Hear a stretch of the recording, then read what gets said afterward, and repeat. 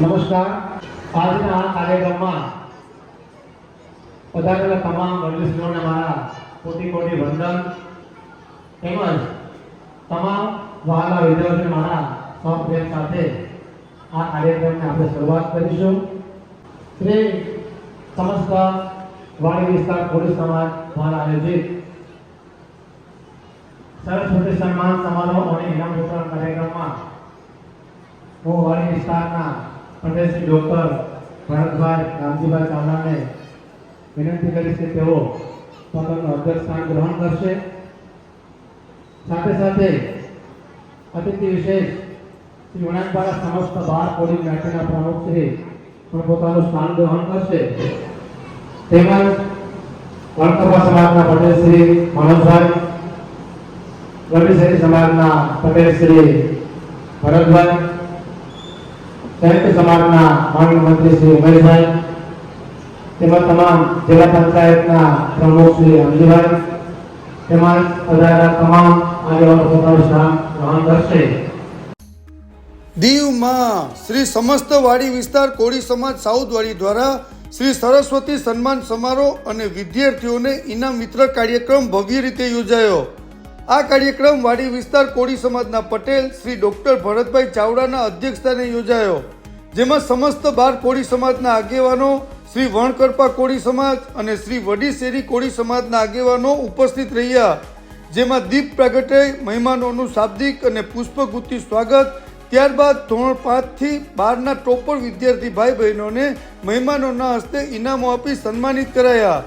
ત્યારબાદ ડોક્ટરો, દાતાઓ અને રાષ્ટ્રીય કક્ષાએ ભાગ લેનારા તેજસ્વી તારલાઓનું સન્માન કરાયું. ત્યારબાદ સમસ્ત કોળી બાળ સમાજના પ્રમુખ શ્રી ભીખાભાઈ વેસીએ દરેક વિદ્યાર્થીઓને શુભકામના પાઠવી અને ભવિષ્યમાં દરેક ક્ષેત્રે ખૂબ જ આગળ વધી દીવ અને દેશનું નામ રોશન કરવા જણાવ્યું. અને સંઘ પ્રદેશના પ્રશાસક પ્રફુલ્લ પટેલ સાહેબ દ્વારા શિક્ષણ ક્ષેત્રે ખૂબ જ વિકાસ થયો હોય તેનો ભરપૂર લાભ ઉઠાવો. ત્યારબાદ અધ્યક્ષ સ્થાને વાડી વિસ્તારના પટેલ ડોક્ટર ભરત ચાવડા દ્વારા પણ વિદ્યાર્થીઓને આશીર્વચન આપવામાં આવ્યા.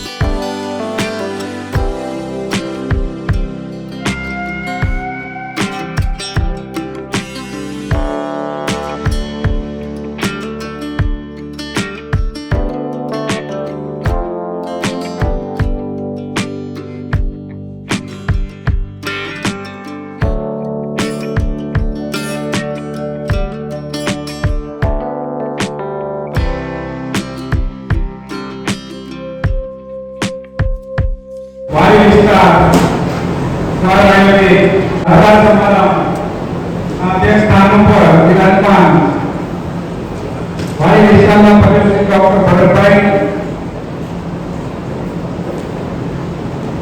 वणकरवा समाजना पटेल श्री मनोजभाई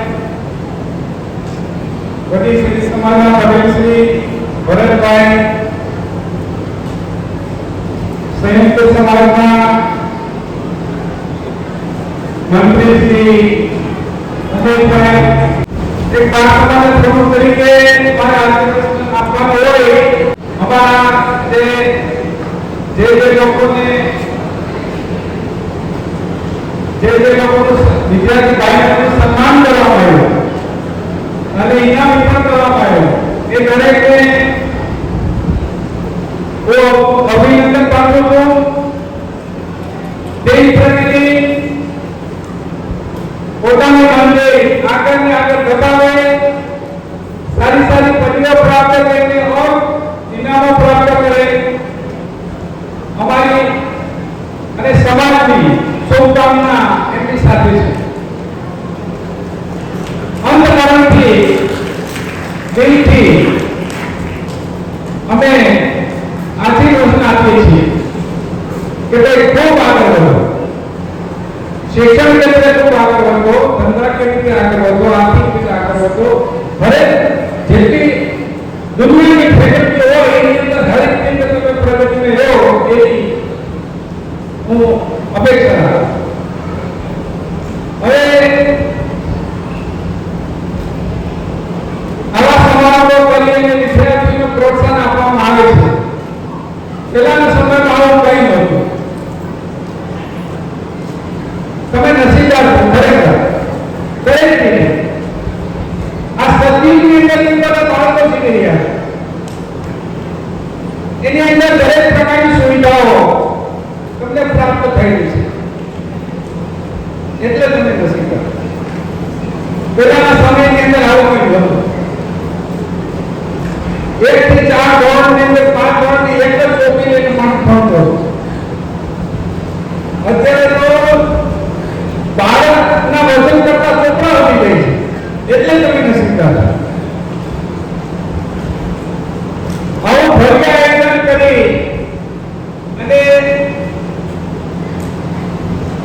વિદ્યાર્થીઓ સન્માન પ્રોત્સાહન આપે પણ વાલીઓ પણ એમને પણ છાતી ગસગસ ગૌરવથી ઉપર બેસે કે ભાઈ અમારા બાળકો કેટલા નસીબદાર છે. શિક્ષણ ક્ષેત્રે, સ્વાસ્થ્ય ક્ષેત્રે આપણા યુવતીના પ્રશાસક સાહેબે એટલી મહેનત કરીને એટલી સુવિધાઓ તમને આપી છે, એટલી સુવિધાઓ આપી છે અને વિના મૂલ્યે એક પૈસાનો ખર્ચ નથી કોઈ.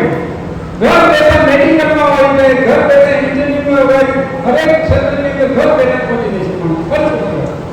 બાકી લાખો અને કરોડોનો ખર્ચ ગયા પછી આવી વસ્તુઓ મળતી નથી. હમણાં જે ભાઈ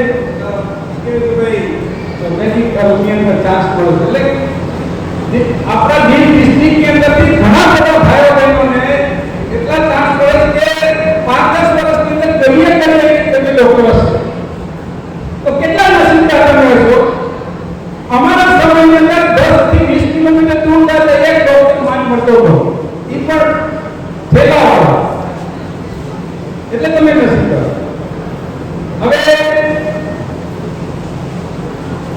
આયોજન સરસ મજાનું કરી અને ભરતભાઈ ડોક્ટર ભરતભાઈ પટેલ શ્રી અને એની ટીમે જ્યાં મહેનત કરી અને આયોજનને સફળ કરવા માટે મહેનત કરી એ બદલ એમને હું ધન્યવાદ આપું છું. અને મને આ મંચ ઉપર આશીર્વાદ આપવા માટે જે શબ્દ બોલવા માટે મને મોકો મળ્યો છે એ બદલ હું સમાજ અને આગેવાન ભાઈઓનો આભાર માનું છું. ધન્યવાદ.